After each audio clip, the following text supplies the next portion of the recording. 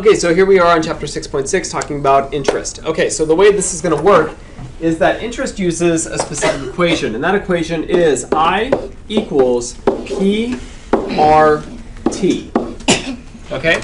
The way I like to memorize this, it's the thing I tell myself every morning when I look in the mirror, and that is, ah, purty. Ah, purty. Do they stand for anything? Yes, it actually does stand for something besides my own arrogance. Question, sir? Yes?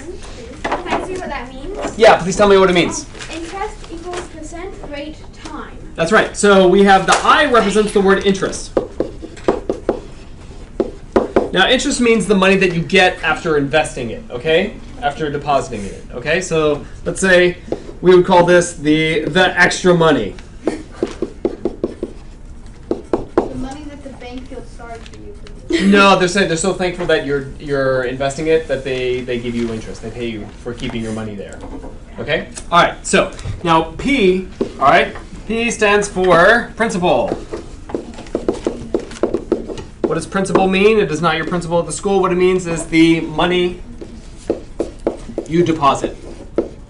Oops, you deposit.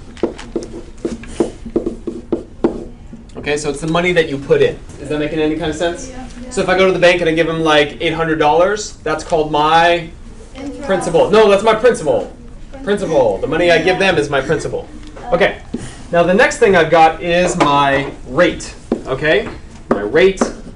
Now rate means my percentage rate. All right? And the last one, T stands for time. And that's time in years. Years. All right? You can't deposit like $60, turn around, come back like 2 minutes later, and be like, "How much money do I have now?" Like they're gonna be like, $60.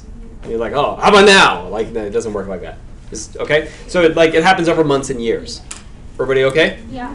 Okay, so now the way that I use this is that the money I make, the extra money I make, okay, I is going to be equal to, we said the principal times the rate times the time. Now because these three bad boys are multiplying together, I can kind of like multiply them in any order, okay? Yeah. Have you seen the show Shark Tank? Yeah. I love that show. Okay, good. I'm actually going on. Thank you. So, okay, I am. here we go. Now, an example. Let's say when you go ahead and you have something like you have $10,000. Okay? And you take your $10,000 and you're going to invest it. Okay? And so you're going to put it away for, let's say, 5 years.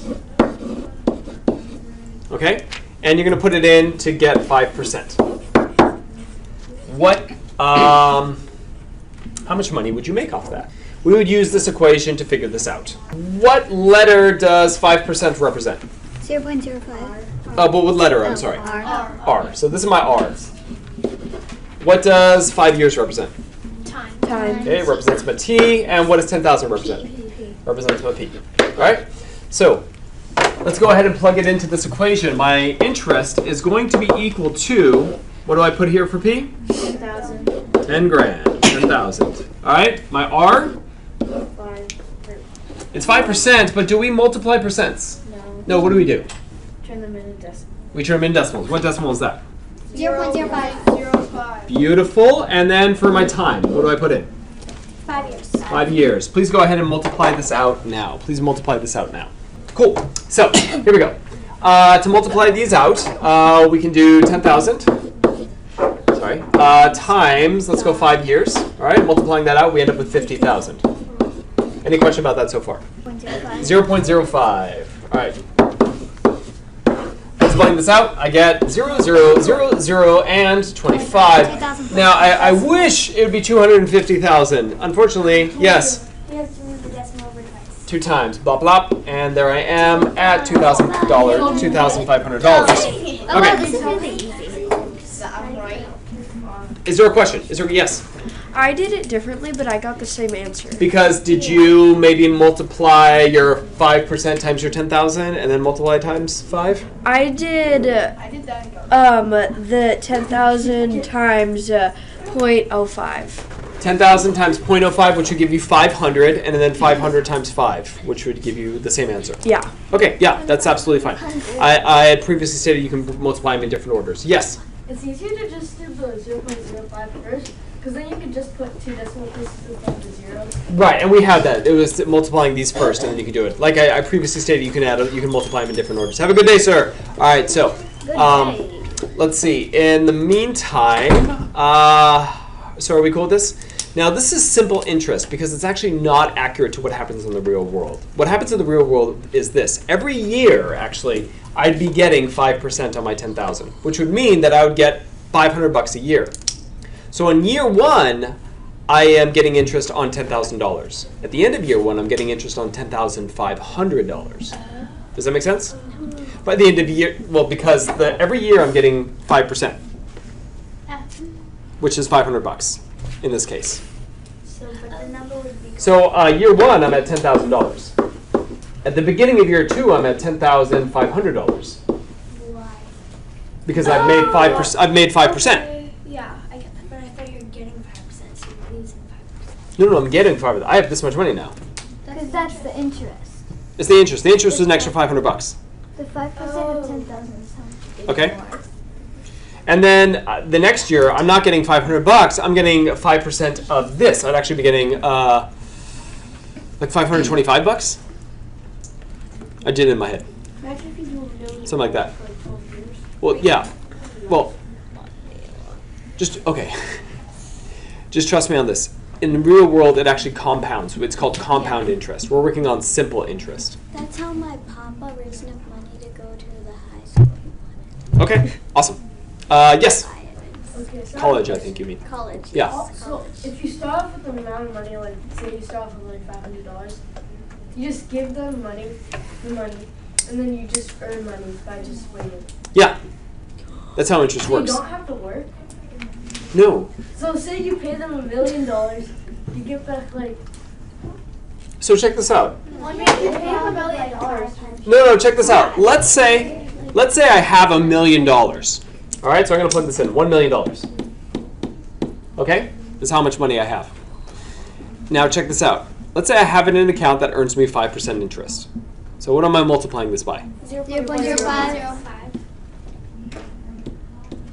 All right, so what ends up happening is that every year I get this much money Wow. by doing nothing, by just investing it. So if I can live off of $50,000 a year, then that means I never reduce the $1 million I have in the account. I can live off the interest every year. Oh. Is that making any kind of sense? Yeah. All right? Yes. Or you could leave it for one more year and get more. $50,000 and you used all of that in 1 year, you'd only be using like a couple dollars a day. Yeah. Couple dollars a day, $50,000. We divide 50,000 by $365. Less than That's $136 a day. Oh, yeah. $136. I mean- That's like 100. Well, unless you have your house taxes, you have all the taxes. Yeah, I don't know how much money you guys spend a day. You can live off of $3 a day. Just get those like every day. Get those $1 taco things. You won't live very long. So, let's do this. Now, sometimes when it comes to the I equals PRT, sometimes we know one of these guys, but we don't know one of the ones we don't, like let's say we know the interest, but we don't know one of the others. So let's say, for example, let's say I made $800, okay? And that's equal to, I don't know how much I invested. And let's say I was getting, let's go 4% for, let's say again it was 5 years. Okay? Have we written this down? All right. So we have to kind of solve for this unknown over here. All right. So let's go piece by piece. So real quick, the interest we're receiving is $800. We're making $800. We don't know how much we invested. We know that our interest rate is 7%. We know that it took 5 years to do. Okay? All right. So what can we do to begin? Yes, ma'am. Inverse operation. operations? Eventually, we are going to get to inverse operations. That's a magic key that we are going to hit. Sir? Can you multiply 4% times 5, or 0.04 times 5? That's right. I'm going to go find 4% of 5, because I'm going to multiply whatever I can right now. Okay? I'm going to combine what I can. I'm going to combine my like terms as I can. So I'm doing 5 times 0.04. Is everybody okay with that? All right, so can somebody give me, so if I have 5 times 0.04, what do we end up with? 0.2. Oh. All right? 0.2, yeah. Yeah, so we basically have 0.2. Are we okay right now? Yes. All right. So what I have, and I'm just going to go ahead and I'm going to fill this question mark in as P. That is my principal that I don't know right now. So right now I've got 800 is equal to 0.2 P. These are multiplying, right? Is everybody okay with that? All right, these are multiplying right now. Oh, we did this earlier. We have done this, I agree. And so what was that magic word that we used? Inverse operations? So we're doing inverse operation. Yes, ma'am? But how does 800 equal that together if you don't have that? Right, P is my unknown. P is my unknown. Oh, so would you do 800 divided by 0.2? That is what I'm doing. That is what I'm doing. So I do the inverse operation. Instead of multiplying 0.2 times P, I'm dividing it on both sides. That's the important part. Got to divide on both sides. Divide by 0.2. Have I lost anybody on this? No. Hopefully not. Okay. So these two cancel out. Are you all right with that? Yeah. And I'm just left with the P stands alone. Okay? So how do I divide? How do I divide? What just happened? Oops. Yeah. How do I divide 800 by 0.2? So what goes on the outside? 0.2. 0.2. And the inside is 800. How do I divide with the decimal? You move the decimal over one spot, so it would be 2, and then on the 800, you'd also have to move over the decimal one spot. That is correct. And we got a blah, blah, blah, blah. I'm going to put it up top. Are we good for that? Yep. Good. How many times does 2 go into 8? 4 times. Oops, what am I doing? And I'm done. No. The answer is 4. No. Let's go ahead and continue. Let's drop it down. How many times does it go into 0? 0. All right, so it goes 0 times and 0 times. So what was my initial investment, ladies and gentlemen? $4,000. It was $4,000. $4,000 was my initial investment. That was my principal. So the way that we solve for one of these unknowns is that we have to put together anything that we can, and then we do inverse operation. Is that okay? Is that okay? All right, some of you are looking a little dejected. So let's try to get you feeling a little better about things. All right, let's say I had $100. This is my interest. All right, and let's say I invested $80 at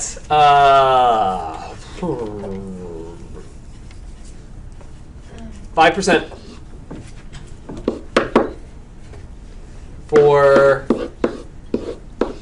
T years. Okay, so what do we do? Talk me through. Hopefully you're writing this down. Yes, ma'am.